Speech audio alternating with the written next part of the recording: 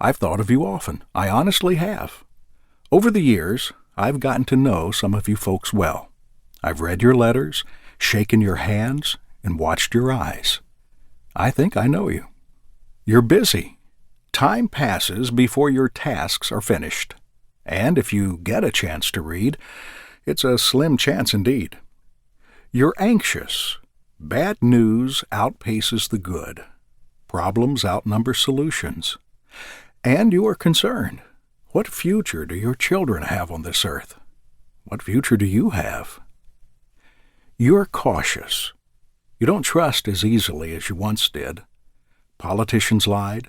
The system failed. The minister compromised. Your spouse cheated. It's not easy to trust.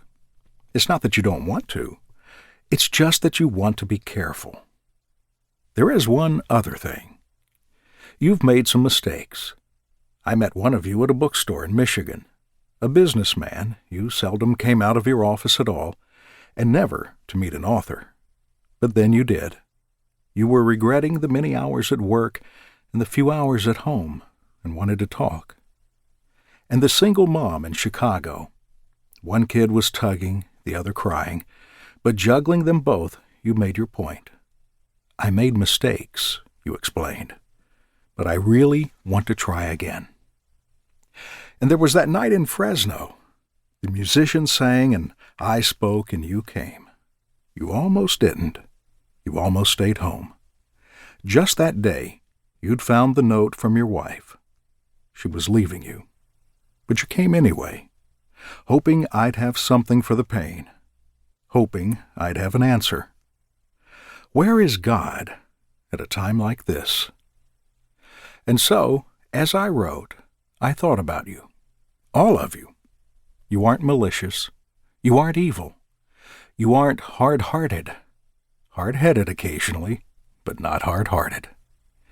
You really want to do what is right, but sometimes life turns south. Occasionally, we need a reminder. Not a sermon, a reminder. A reminder that God knows your name. Many chapters auditioned for this book, but not all were selected. After all, not just any chapter would do. Brevity was required, for you are busy. Hope was needed, for you are anxious.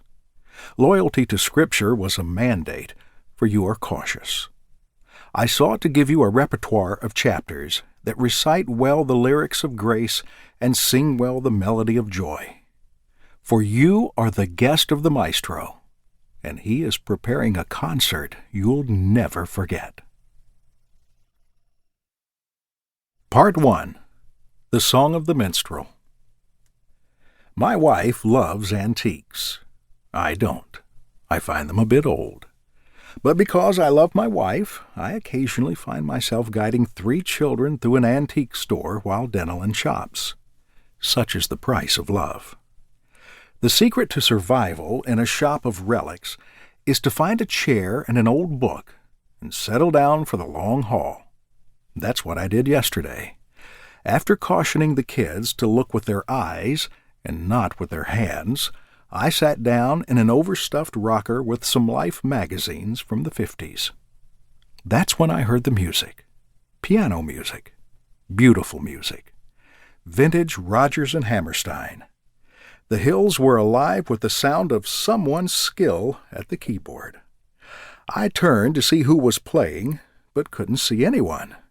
I stood and walked closer. A small group of listeners had gathered at the old upright piano.